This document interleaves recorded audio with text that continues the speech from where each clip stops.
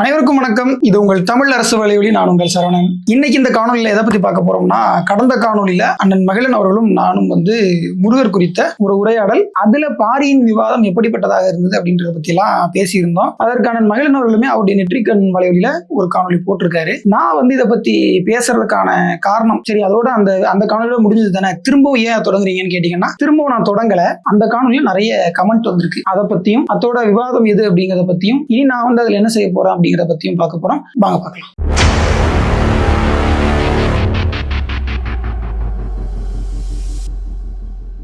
பாரிசாலன் சொல்றாரு, முகமது விஜயோ ஜோசப் விஜயோ முருகன் விஜய் எல்லாமே தமிழ் தேசியத்துக்கு ஒண்ணுதான் அப்படிங்கிறாரு. தமிழ் தேசியத்துக்கு ஒண்ணுதான், அதை தமிழ் தேசியம் ஒரு கண்ணு திராவிடம் ஒரு கண்ணுன்னு சொல்லக்கூடிய முதலமைச்சர் விஜய் அவர்கள் பேசுவாரா?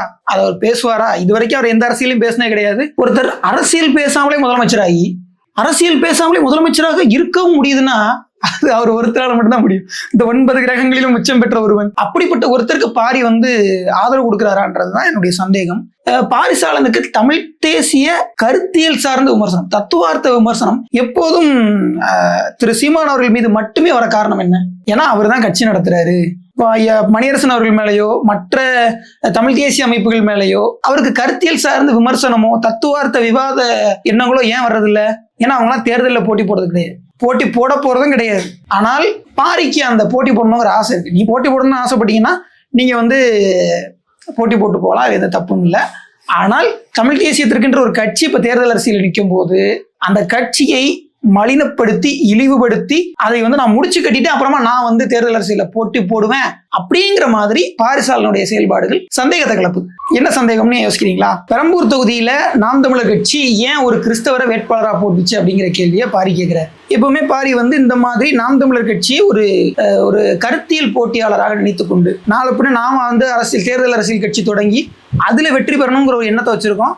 அப்போ அதுக்கு நாம் தமிழர் கட்சி ஒரு இடையூறாவோ தடையாவோ அல்லது ஒரு கடும் போட்டியாவோ இருக்கும். அதனால அந்த கட்சியை இன்னைக்கே பொய்களையும் புரட்டுகளையும் என்ன வேணாலும் சொல்லி அதை மொத்தமா அவருடைய பொய் கதைகளால ஒரு மலினப்படுத்தி விட்டு அதற்கு பிறகு தன்னை வலிமைப்படுத்திக்கிற மாதிரி ஒரு அரசியலை கட்டமைக்க நினைக்கிறாரோ அப்படிங்கிற ஒரு சந்தேகம் இந்த மாதிரியான விமர்சனங்களின் போதுலாம் வருது. ஏன்னா பாரிசாலன் இந்த விமர்சனத்தை நாம் தமிழர் கட்சி மேல கடந்த காலத்துல வைக்கல, விஜய் மேல ஒரு கேள்வி எழுப்பணும்னு வைக்கிறார். அவருக்கு விஜய்க்கு ஆதரிக்கணும்னு எதுவும் நோக்கம் இருக்குதா? இல்ல அவர் எதுவும் இந்த 25க்கு 25 அறையிலன்ற மாதிரி அவர் 10க்கு 10 அறையில 10 டிகிரி ஏசி டெம்பரேச்சர்ல அவர் 10 எதுவும் வாங்கினாரான்ற சந்தேகம் நமக்கு இருக்கு. அப்போ அவர் காசு வாங்க முடியுதா? இவரும் காசு வாங்க முடியும் தானே? பாரியால காசு வாங்க முடியாதா?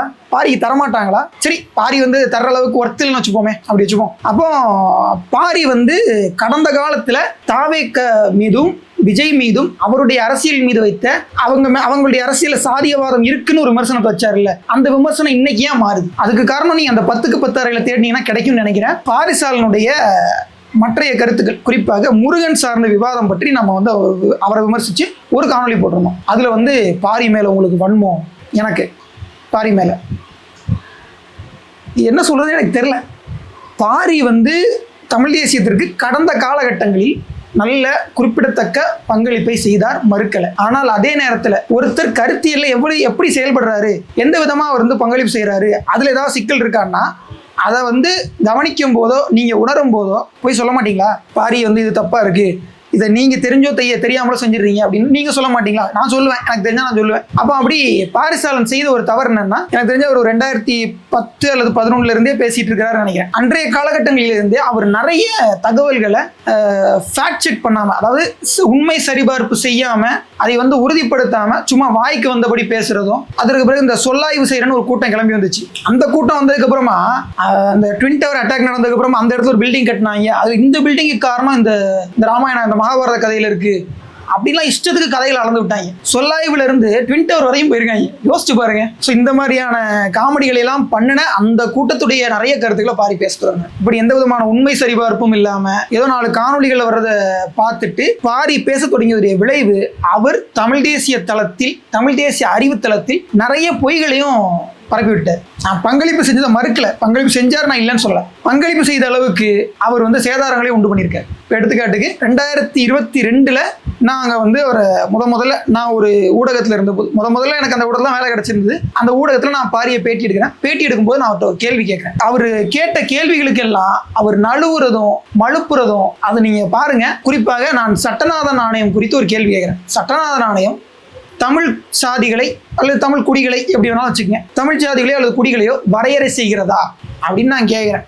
உடனே பாரி வந்து அவ்வளவு நாளாக சட்டநாதன் ஆணையம் அப்படி பேசுது இப்படி பேசு சொல்லிட்டு இருந்த பாரி அதற்கு பிறகு ஜம்ப் அடிச்சு, ஏன்னா சட்டநாதன் ஆணையத்தை முழுமையாக நான் படிக்கவில்லை, சட்டநாதன் ஆணையம் வந்து வீனரசு ஐயாவுக்கு தான் தெரியும், நான் வேணா அவர்கிட்ட வாங்கி தரேன்.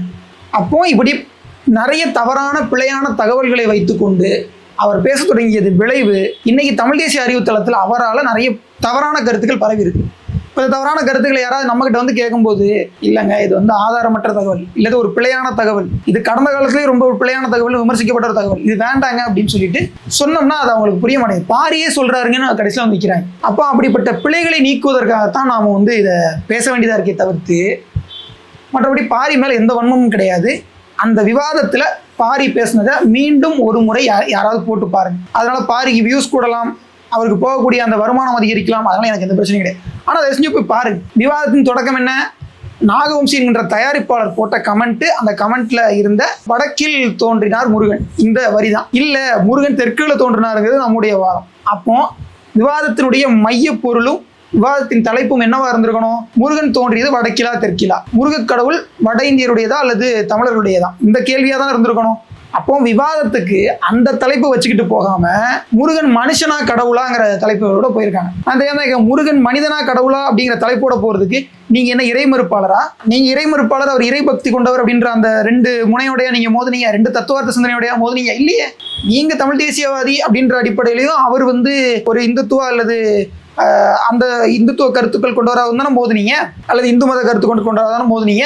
அப்போ இந்த ரெண்டு சிந்தனையோட போன நீங்க அவர் வட இந்திய கடவுள் வட இந்தியாவில் தோன்றினாருன்னு சொன்ன கருத்தை நிறுவுறதுக்கு அவர் முயற்சி பண்ணியிருக்கணும். தலைப்பு இதுதாங்கன்னு பாலிடாக்ஸ் ஒரு லெட்டர் பேட் போட்டிருக்கு. அதுல இல்லங்க இது தலைப்பு கிடையாது, வட இந்திய கடவுளா தென்னிந்திய கடவுளா, அல்லது முருகன் வடக்கில் தோன்றினாரா தெற்கில் தோன்றினாரா, அவருடைய ஆரிஜின் எது, அவருடைய தோற்றம் எங்கே, இதுதான் வந்து அவருடைய தலைப்பா இருந்திருக்கும். நான் கடந்த காணொலியில் போட்ட அந்த காணொலியுடைய கமெண்ட் எல்லாம் போய் பாருங்க. பல இந்துத்துவ ஆதரவாளர்கள் அல்லது விக்கியினுடைய ஆதரவாளர்களும் திரும்ப திரும்ப ஒரே கேள்விதான் கேட்கிறான். நீங்களாவது சொல்லுங்க, முருக மனுஷனா கடவுளா, முருக மனுஷனா கடவுளா, நீங்களும் அதுக்கு ஆதாரம் கொடுக்கல. முருக மனுஷனா கடவுளான்னு சொன்னா இப்போ நான் வந்து ஒருவேளை மனிதன்னு சொல்லிட்டேன்னு வச்சுக்கோங்களேன், நீ இறைமறுப்பு பேசுற, நாங்க கடவுள்னு சொல்றோம், அவங்களுக்கு கடவுள் வசதி, ஆனா நமக்கு நம்முடைய முன்னோர் அப்படின்னு சொல்றதுதான் நமக்கு வசதி. ஆனா விவாதம் அது கிடையாது. அவர் நம்முடைய முன்னோரா அப்படிங்கிறத, முன்னோரா கடவுளா அப்படிங்கிற அந்த தோன்றும் போதே அவர் கடவுளா அல்லது நம்முடைய முன்னோராக இருந்து கடவுளாக உயர்ந்தாரா, இது விவாதமே கிடையாது. விவாதம் தெற்கில் தோன்றினாரா வடக்கில் தோன்றினாராங்கிறது. ஆனா விக்கியும் சரி, அதற்கு பிறகு விக்கியுடைய ஆதரவாளர்களும் சரி, அதை மிக மிக தெளிவாக திசை திருப்பி மடைமாற்றி அதை வந்து மழுங்கடித்து முருகன் வந்து மனுஷனா கடவுளா சொல்லு அப்படின்ற இடத்துக்கு வந்து நிற்கிறான். நாங்க சொல்றோம் அவர் மனுஷனா இருந்தாலும் கடவுளா இருந்தாலும் எங்களுக்கு அதை பத்தி பிரச்சனை கிடையாது. அவர் எங்களுடையவர், முருகன் எங்களுடையவர். நீ ஸ்கந்த கார்த்திகேயன் வடக்கில் தோன்றினார் சொன்னா பிரச்சனையே கிடையாது, நாங்க கேள்வியே கேட்க மாட்டோம். ஆனால் முருகன் வடக்கில் தோன்றினார் சொன்னா கண்டிப்பா கேட்போம். அப்போ இதுதான் நம்முடைய விவாதம். அதை விட்டுட்டு நீ என்னுடைய வேறு விவாதத்துக்கு அழைச்சேன்னா இந்த விவாதத்துக்கு முடிச்சுட்டு அதுக்கப்புறம் தான் அந்த விவாதத்துக்கு வர முடியும். பாரி செய்த பிழை இந்த இடத்துல தான் இருக்கு. இதை சொன்னா இது பாரியுடைய ஆதரவாளர்களுக்கே புரிய மாட்டேங்குது. இல்ல நீ சொல்லு. அதற்கு பிறகு முருக வழிபாடு அல்லது முருக வழிபாட்டுடைய தோற்றம் அது ஒரு முக்கியமான வழிபாடாக தோன்றி வெகு மக்களால் வழிபடப்பட்டு அது இன்னும் விரிவுபட்டு மொத்த மக்களுடைய வழிபாடாக மாறியது எப்படி, அதில் இன்றைக்கு இருக்கக்கூடிய அறுபடை வீடுகளுக்கும் அன்றைக்கு சொல்லப்பட்ட அறுபடை வீடுகளுக்கும் என்னென்ன வேறுபாடுன்னு பல விஷயங்களை அண்ணன் மகிழனும் நானும் நிறைய விஷயங்களை அதுல பேசணும். அதெல்லாம் ஒருத்தருக்கு அதுலையும் விழல. அப்போ இப்படிப்பட்ட பிழையான தகவல்களுடன் கூடிய பிழையான விவாதத்தையும் நண்பர் பாரிசாலன் தொடங்கி இருக்கிறாருங்கிற கவலையிலையும் வருத்தத்திலையும் தான் அந்த காணொலி போடப்பட்டது. மற்றபடி பாரிசாலன் மீது எந்த வன்மமும் கிடையாது. அவரால் தமிழ் தேசிய அறிவுத்தளத்தில் கலந்திருக்கக்கூடிய பிழையான தவறான உண்மைக்கு புறம்பான தகவல்களை இனி எப்போதும் நான் அம்பலப்படுத்துவேன். நீங்க கேட்கலாம், உடனே இவர் பேசுறாரே அவர் பேசுறாரு இந்த தலைவர் பேசுறாரே அந்த தலைவர் பேசுறாரு அப்படின்னு. எவருடைய தவறான தகவல்களாக இருந்தாலும் சரி அது தமிழ் தேசிய அறிவுத்தளத்தில் கலப்பதை இனி நான் அனுமதிக்க மாட்டேன். அவருடைய தகவல்கள் தவறா, ஆமா தவறு, அதற்கு ஆதாரம் இந்த இருக்கு, அதை நான் காட்டுவேன். இதுதான் நான் சொல்லுவேன். மற்றபடி எப்போதும் ஒரு தமிழ் தேசியவாதியாக என்னுடைய தமிழ் தேசிய பயணம் தொடரும். அதனால் வந்து பாரி மேலே எந்த வன்மமும் கிடையாது.